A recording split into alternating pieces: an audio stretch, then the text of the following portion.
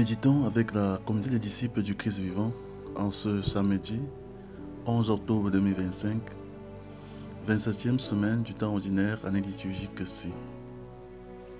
Évangile de Jésus-Christ selon Saint Luc, chapitre 11, versets 27 à 28. En ce temps-là, comme Jésus était en train de parler, une femme éleva la voix au milieu de la foule pour lui dire : « Heureuse la mère qui t'a porté en elle et dont les seins t'ont nourri. » Alors Jésus lui déclara : « Heureux plutôt ceux qui écoutent la parole de Dieu et qui la gardent. » Acclamons la parole de Dieu.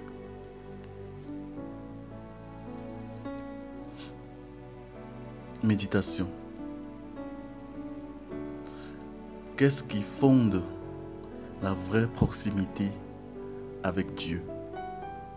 Bien-aimés dans le Seigneur, que Dieu soit loué en tout temps.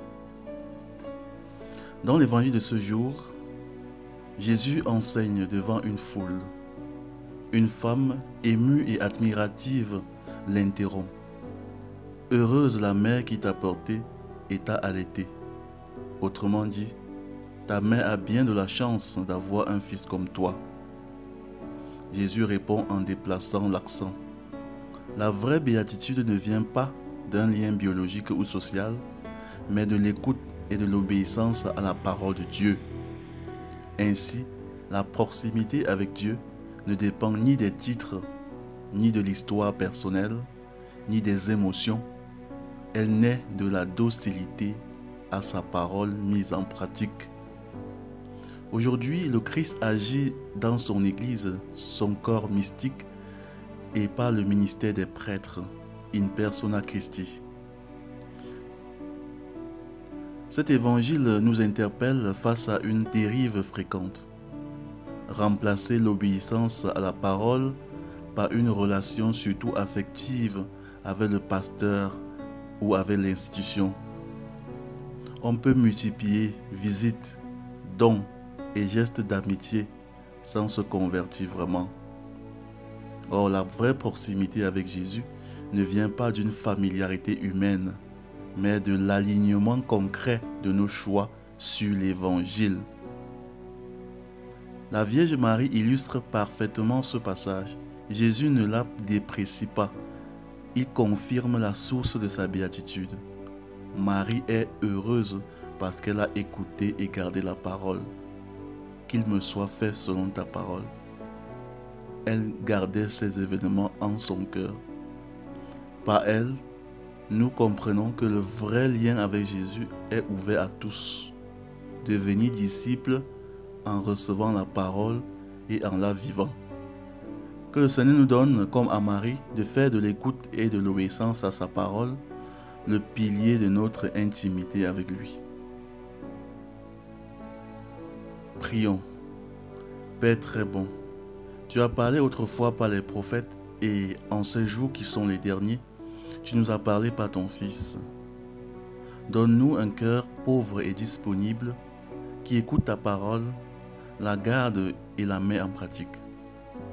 Arrache-nous aux attachements qui nous éloignent de ta volonté. Fortifie en nous l'amour de la vérité, le goût de l'obéissance et la joie du service humble. Par l'intercession de la Vierge Marie, fais de nous des auditeurs fidèles et des artisans de l'Évangile. Nous te le demandons par Jésus le Christ notre Seigneur. Amen. Intercession. Seigneur Jésus, parole faite chair, regarde ceux qui cherchent la proximité avec Dieu sans encore se laisser conduire par ta parole. Visite les fidèles tentés de remplacer la conversion par des gestes extérieurs. Donne la grâce du retour au cœur. Soutiens les prêtres et les pasteurs, que leur amitié et leur disponibilité conduisent toujours à toi, non à eux-mêmes. Relève ceux qui se sentent loin, qu'ils découvrent que la vraie béatitude est à portée de main dans l'écoute et l'obéissance. Éclaire nos familles et nos communautés, que la parole y soit l'âme des décisions, des paroles et des priorités. Jésus, doux et humble de cœur, rend nos cœurs semblables aux tiens. Vierge Marie, intercède pour nous. Exercice spirituel. Un verset à garder en mémoire. Heureux plutôt ceux qui écoutent la parole de Dieu et qui la gardent. Un geste concret par jour. Obéissance immédiate à une lumière de l'Évangile.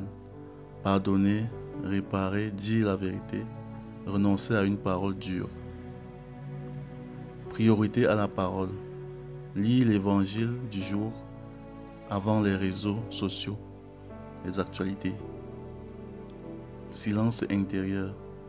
Prendre 5 minutes de silence pour laisser descendre la parole dans le cœur.